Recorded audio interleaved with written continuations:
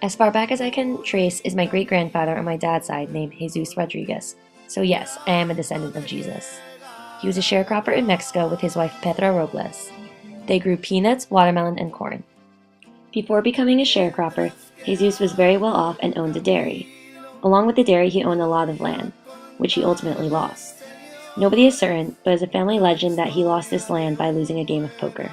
Jesus' wife, Petra Robles, my great-grandmother, was not actually a true Robles. Her last name was originally Strangler. Her biological parents abandoned her and her siblings when she was very young. So, a Mexican family by the name of Robles took them in and she took their last name. It is unknown what Petra's true ethnicity was, but she was thought to be European because of her steel blue eyes. Their firstborn son Luis died of tetanus at the age of 21. How he got the tetanus is up for debate. My father and my aunt think that he stepped on a piece of barbed wire fence while working out in the field. However, my dad's great uncle claims that Luis got the tetanus from trying to cut a corn out of the bottom of his foot. I guess we'll never know what really happened. Jesus and Petra had 9 children.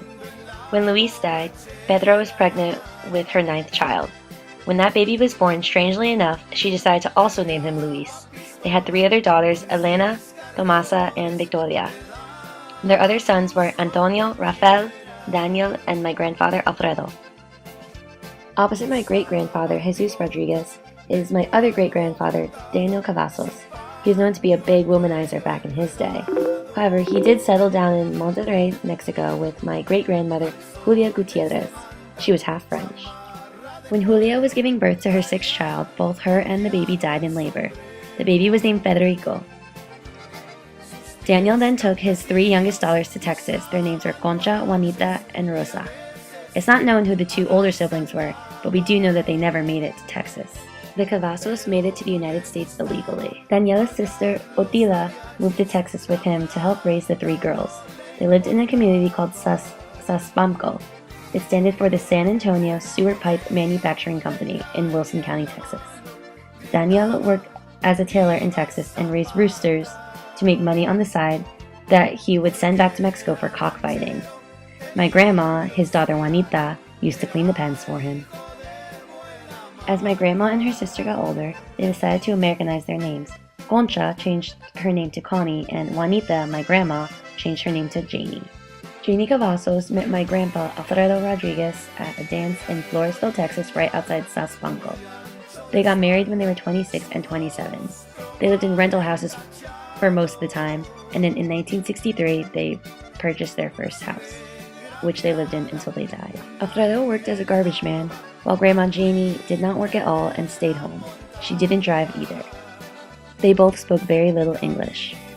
Janie and Alfredo had 2 daughters named Ilsa and Lydia, and 10 years later came my dad, Alfredo Rodriguez Jr., but everyone called him Freddie.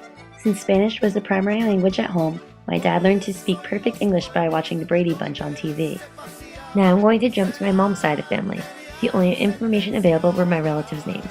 Felix Casiano and Leonora Casiano were my great-grandparents. Their names were Felix Jr., Rosa, Socorro, Mary, and my grandpa Willie. Willie's cousin actually introduced him to my grandma, Guadalupe Gutierrez. And soon after, they got married. They had 5 kids, William, Gabriel, Cynthia, Renee, and my mom, Genevieve. Now Genevieve is not a common Mexican name, but it was my grandpa's boss's name, and he just seemed to like it.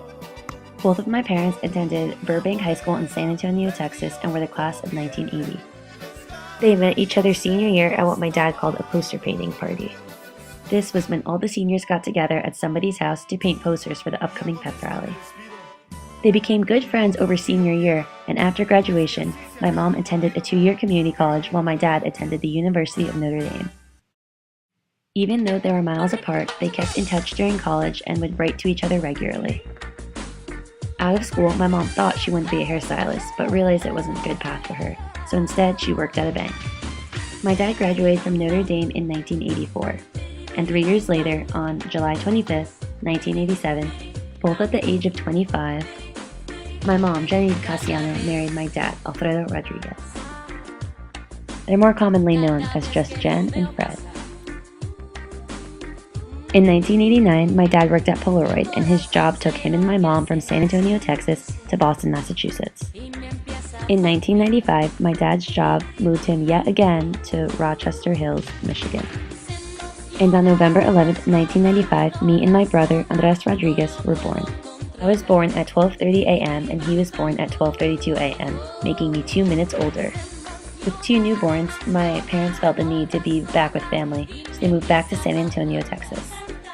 I lived there until I was 3 years old, and in 1999, my dad's job moved us here to Morristown, New Jersey. My parents planned on only staying in New Jersey for 2 years, but we've been here for the past 14. My brother and I loved our new home, and quickly we made friends with the neighborhood kids. 2 years later, on February 7, 2001, my little brother Diego Rodriguez was born. There are over 800,000 Rodriguezes currently living in the United States. I've learned that each one has their own story.